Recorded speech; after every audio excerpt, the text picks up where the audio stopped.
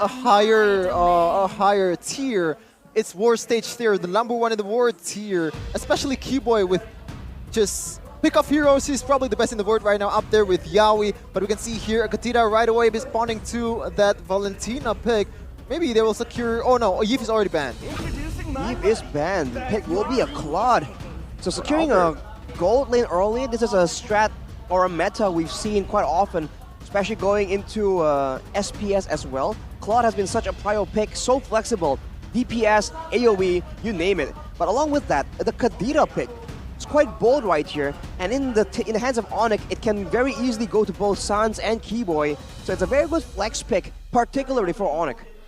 Yeah, I think the game plan is if in Alter Ego there's not much hero that can cancel out the Kadira, or maybe like Martis, or maybe a lot of dashing heroes like Lancelot or 1-1, Sans is gonna play, Keyboy is gonna play the Kadira because he can make plays on his own quite easily. But if there is a lot of heroes like that, you need a setup to make the Kadira more powerful, and that's when Sans gonna play it. But in this case, it's Beatrix and Paquito. Beatrix, Nino, Mirko. I like it. I really like it. I mean, Alter Ego, they understood exactly what they have to do, the adjustments from week #1. Now, priority is in the side lanes. Getting a good matchup for both Nino and Pi. I'm not too sure if this is going to be a Paquito in the XP, but I'm 80% sure that it's going to go to the XP instead of Selly Boy's hands here. Let's take a look at Albert, though. Last time Albert played as a side laner in MPL ID was during Season 6. And he successfully led RRQ to become the back-to-back champions. The memories, Arashi. But now he's an Onic Arashi. You're an RQ fan, Arashi. How to turn tables, man. It's a bitter pill to swallow for sure, but the Fredrin is picked up by Onic, and now it's a game of flexes, especially after we've seen a Fredrin in the mid lane as well. You never really know where these heroes are going. They ban away the Martis, trying to curb the early game aggression coming in from Alter Ego. That is definitely an area where Alter Ego kind of excels, but Alter Ego will ban away the Kufra, trying to make sure that Keyboy doesn't get a pesky pick-off or a huge counter-engage when they're going in for a big fight. Well, I think the Fredrin here, ooh, interesting. Whoa. Okay, like if Rashi was on the lineup, I would think this is a good ban, but Wrecked on S12, I've never seen that actually. Same here. You know, usually we do see him on supportive roamers as well, but yeah, not the S-Test. Angela, Higgy, maybe. Maybe they have some leaked scrims, or maybe they have scrimmed Alter Ego, and they were able to utilize that S-Test. I mean, knowing Rek, he likes to be invasive, he likes to enable his team. The SS isn't too far-fetched. Well, right now, with the SS banned out, another option for healing is going to be the Florin, but we haven't seen Alter Ego play with that style. Of course, with Wrecked in the picture, that is a very possible solution. Other teams have experimented with the healing meta as well. And if you talk about healing, like we said, Florin is available, but so is the Minotaur, which is a lot more in line with Alter Ego's playstyle. And it also is a great solution to stop the Blazing Duet. Yeah, not just the Blazing Duet, even like all the engages. Fredrin here, he's more of a on-your-face hero, and it's very, very vulnerable to any kind of CC, especially prolonged CC from Minotaur. Kadira also, like if you're just a tad second late on that rough wave combo, you're gonna get punished real hard. But here it is, another pick-off hero for Keyboy. The Kaja, is so dangerous in the hands of a pick-off player like Keyboy. And with the help of Fredrin, there's a lot of hard critical potential, and the Kaja has a lot of room to maneuver around, with the Fredrin being the main frontline, maybe taking some damage, threatening a small engage with his knockup as well. So for Alter Ego right here, are they going to go for more damage? Do they want to get some more frontline as well? They have a lot of burst damage already. For sure. Crowd control to secure the pickoff could be beneficial. If they want to go for healing, I feel that the composition doesn't really work out like that. Yeah, oh man. I kind of regret. Like I was gonna say they should pick Boxia, but there you go. But Florin though, like I feel like a healing composition in face of an elite pick-off composition from Echo or Onic, it's just not gonna work. When you have Kaja and Kadira on the other side of the team, and you play any kind of healing hero, that's gonna be very, very dangerous for you. Definitely is going to be tough to play the Florin even here, considering there's so much pickoffs, but if he is able to position himself well, and if the front line does what it's meant to, then it's going to be really good. But Onic, they go for the Lancelot, a big pick here, up against a team who will be most likely clumping up There's global presence of the healing though, and the ability to take away the anti-regen effect. Man, Mirko, Fredrin EXP, it looks like the win rate's not gonna be able to stay at 0%. Are you sure about that? Well, it's Onic. We're gonna Hey, see. you never know. Yeah. Hey. But chances are, this is like the best team in the world currently right now. And they're up against a team that's still figuring out how to play around a certain player. And I think chances are Onic's gonna prevail Parashi. Well, we'll have to see. On paper, at least, there's a good combo here with the Baxia and the Florin, right? Tanky member in the front, along with the Paquito, and healing in the back. As long as Rek isn't forced to open up bushes and be in the front, there's good potential here, especially with a Baxia going up against a Lancelot. Fighter always has an edge against the Assassin, but only if the roamer and the mid lane can back him up. So right here, maybe Onic has a particular strat to shut down this Baxia. Yeah, as we jump to game number 1 for Onic versus Alter Ego. Oh, this is a tough one, man. Because honestly, I feel like Alter Ego have what it takes to actually give Onic a run for their money. They have made the adjustments necessary. Look at the keys to victory earlier, and then look at Alter Ego's draft now. They have a chance. Do they? Do they though? But we can see here Albert opting for Quantum Charge, opposing to some players out there that uses Brave Smite on Clauderashi. Yeah, going for a bit more mobility, even with an extra bit of sprint to ensure he can maneuver really well around the battlefield, with a bit of agility from the emblems and the tenacity for sure to ensure it doesn't get bursted down. On the other hand, for the Baxia and the Florin, you can see that firmness come through, along with the tenacity for the Florin. So it's going to be a full anti-burst setup for the Florin. And with the focusing mark emblem actually, it's a bit of a mix of two things for the Florin. Not exactly full defensive, but against a Kaja and a Kadira, I think it's going to be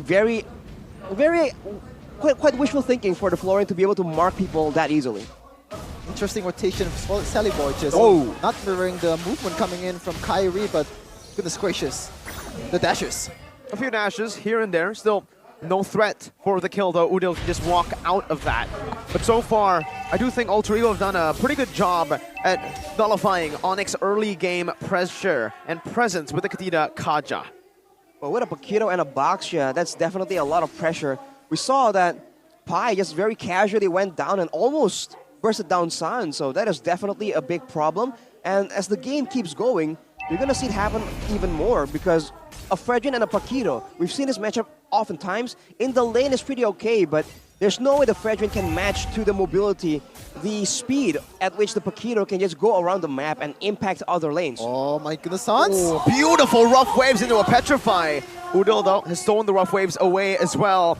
Udil's very low, can get caught here. Keyboy's already in that bush waiting for a Divine Judgment. Okay, good reset there by Boots. Interesting itemization from Pai. He chooses to go for a warrior. Oh my goodness. Udil, very creative. I think that actually worked out. Kyrie now looking for a play, jumps in with a puncture and defensive execution. Sillyboy loses out in the retreat battle, and Alter Ego decide to move back. A W early on for the Porcupines. Kyrie with the perfect retribution, opposing to Sally Boy, which makes sense. Thorn Rose, a lot of dashes, a lot of damage. It's going to be hard for Sally Boy to secure any kind of objective from Kyrie. Meanwhile, though, Alter Ego, Lone Wolf here for Mirko.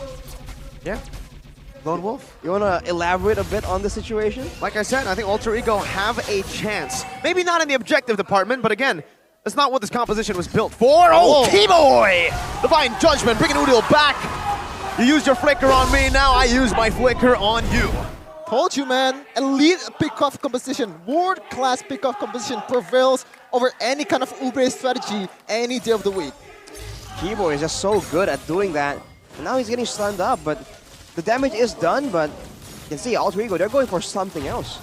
Well, they're going to go for Albert here, but I don't think there's any kill threat here unless, nope, the shield's not there to deal that much damage. Albert gets out, but Nino gets a winning lane. He's going to try to snipe Albert down.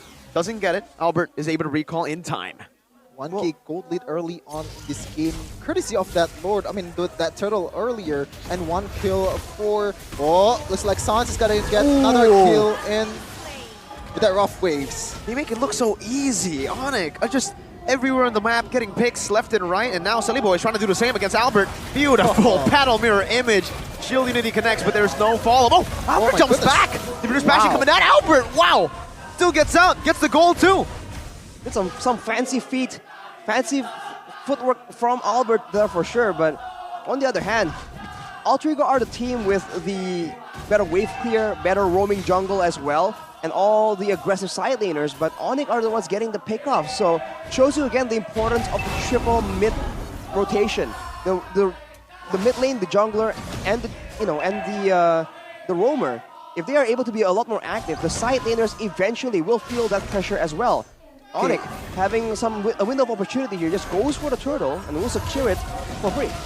Okay, I like this coming in from Alter Ego. They realize that the kill threat is going to be much higher if Albert is laning the same lane as Pi with the Paquito. And there you go, the rotation right away. Paquito the gold lane. Meanwhile, Nino is going to burst down boots or maybe just chunk down boots to low HP. And it's going to be the matchup that Alter Ego really want to make. Oh, wait, Silly Boy. Kyrie's trying to steal away the orange buff from him. This is why the box trip was picked up to get him on par with Kyrie in terms of the farm department. Sans, ooh, very aggressive play onto the fronts. Nino picked up the BOD in the 5th minute of the game. Pretty good timing.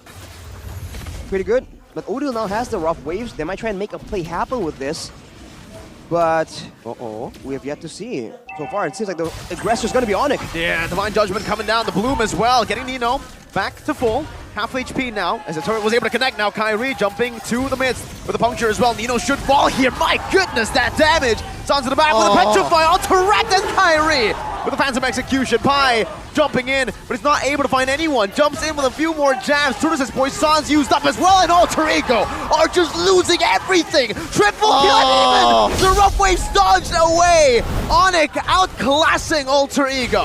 Poetry in motion. The movement coming in from all members of Onic Esports just immaculate. Dodging all the skills, especially with the Odil. Flicker rough waves just read perfectly by Alfred, man. The micro on display on this team is just off the charts. Sans as well, right in the face of Udil, who has just chunked him. He just kept recalling. That is the kind of confidence that Alter Ego is dealing with. And look at that, Don't do the this. Baxia getting contested at his own purple buff. When have you seen that before? Oh, this last...